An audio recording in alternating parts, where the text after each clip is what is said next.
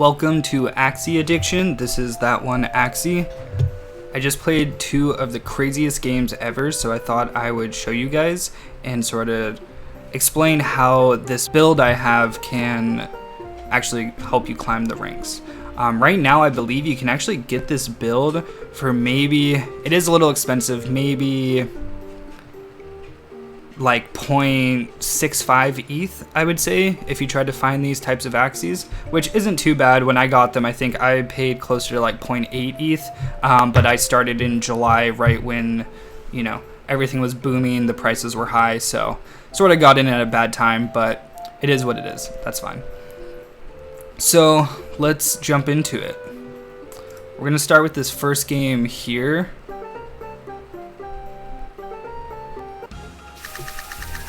So this is one of the classic sort of Terminator backline builds right here. They also have the same reptile mid that I have with the tri-spikes. And then an annoying front line that can just farm energy. They have the vegetal bite with disguise, and then just, you know, pumpkin and yam to sort of bother us. And then the team I'm running has the, you know, the vegetal bite to steal energy, and I have hot butt to disable their mouth cards, and then I have the 0 card vine dagger, which just sort of helps me survive in certain situations. The enemy might not be expecting me to put up such a large amount of shield. If you get 2 of these cards and you pair it with you know, one of the other cards here, that gives you actually 120 shield, which is pretty insane to think when October Treat or Pumpkin here gives you 110 shield, but it costs 1 energy. It does give you the draw card, which is really nice, but this one can cost 0 energy. If you pair it, you know, combo it with a plant card, this gives you 120 shield plus 40 damage, which is pretty absurd when you sort of get that draw. Doesn't happen all the time, so yeah. So in this game, typically I will struggle against these types of comps because they have the double reptile, and reptiles are very good against aquas, so my aqua won't fare that well at the end game against these. However, I did build this aqua to where he can deal with terminators, and the only way he's able to do that really is having this chomp, so I can chomp through the shields, and I also have my tail slap for the 0 cost, so I can avoid the stuns when needed. So let's get into the game and see what happens. So to start out, I just passed. I had nothing to do. He plays the vegetal bite in disguise, so he ends up getting 2 energy, which isn't the best on, you know, best start for me.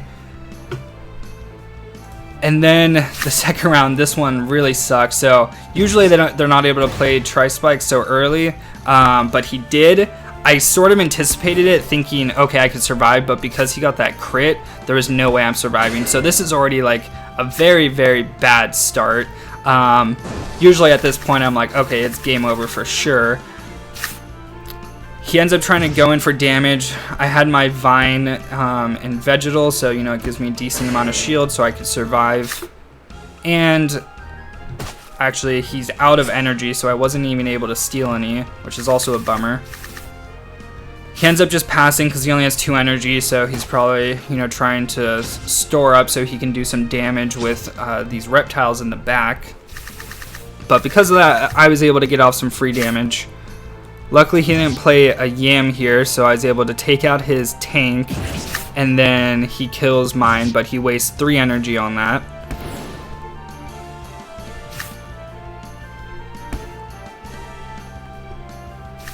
And then he slows me, but I'm still fast enough, so I get to go first.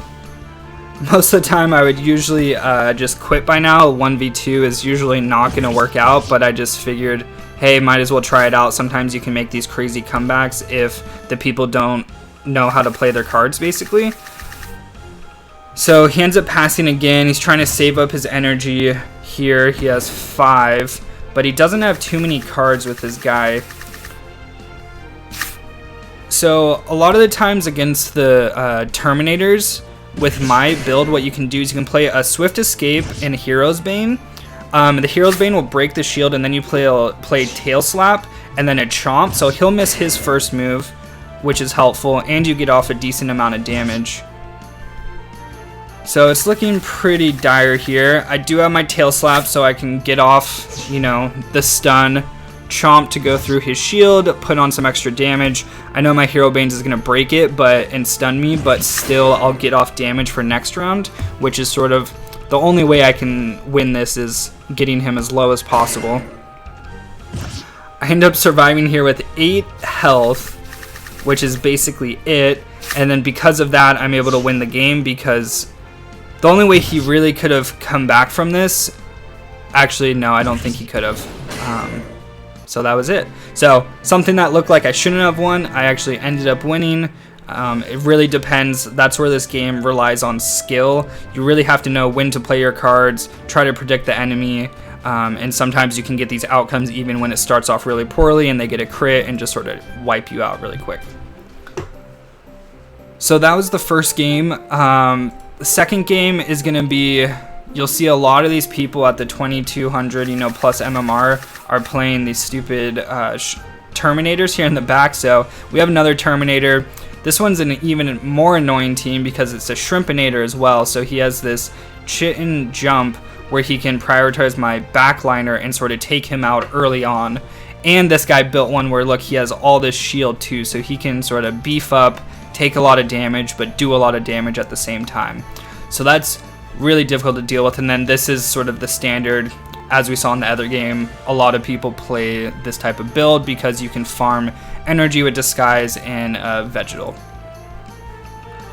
So typically in these ones, I probably 70% of the time I'm going to lose against this team, but as with Axie, a lot of it depends on the card draws and sort of how everything goes, so you really never know what's going to happen.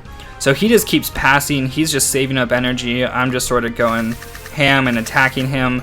I was worried that he was going to do this where he plays pumpkins with Yam, but you sort of had to risk it.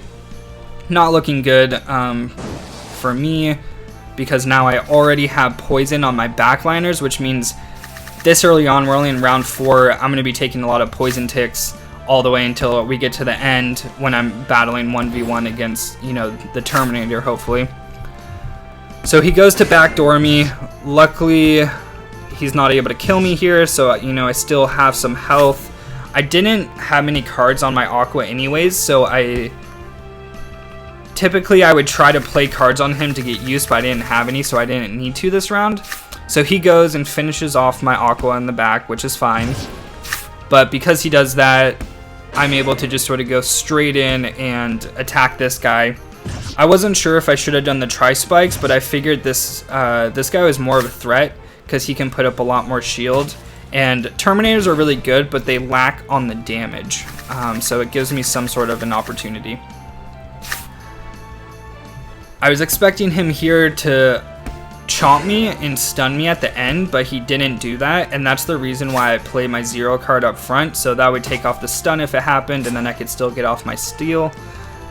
He has 0 energy. Well, he only has 2 every round now, so he is definitely struggling. I pass to save up energy because the only way I'm going to beat this guy is with an energy advantage, which is pretty difficult because my guy has 4 cards that cost 1 energy, so I don't have any 0 cost. I have no way of, you know, regenerating energy. He has a 0 cost, so he's able to at least get off 3 cards each round with the stun, which is going to be really annoying for me because what he can do is he can stun my guy.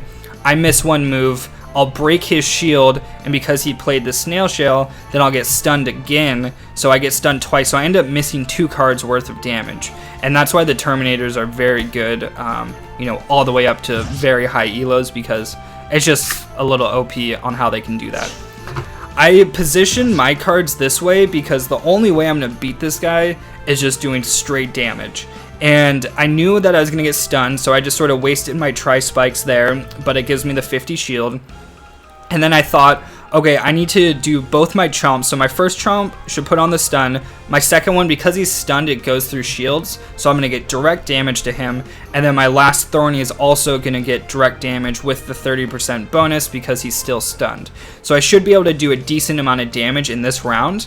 And then also, because I already had the 2 chomps in here, I know that I'll have I'm pretty sure this is how it works, but because I use them, I have a higher chance of sort of redrawing another chomp. And that's what I'm going to need to beat this guy. I'm going to need the chomp so I can go through shield and then somehow sort of take him down. Luckily, he doesn't have much energy, so he's not able to do a whole bunch of damage to me. This round, I was sort of like, maybe I can try and slow him down and go first the following round, but it didn't work out because, you know, I got stunned at the end, so I couldn't get off the double. I started just hoping maybe he would go for damage and not stun me that round, but he decided not to. So now it's sort of the last chance. I figured I need to just do my chomps and hopefully I can get through the shield and get enough damage. He wasn't able to do enough to me, so this is my chance. If he had played a snail shell, I would have lost because I would have been stunned and missed that second chomp, I think, but I was able to pull it off.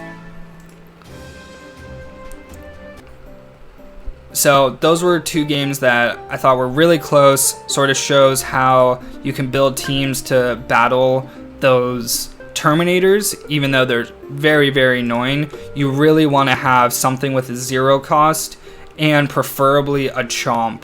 And then the reason this guy's really good too is I can play Goldfish, so whenever he attacks me, it's going to give me speed plus. So when he plays his lagging, which reduces my speed, it'll counteract it. So I'll always still go first the next round.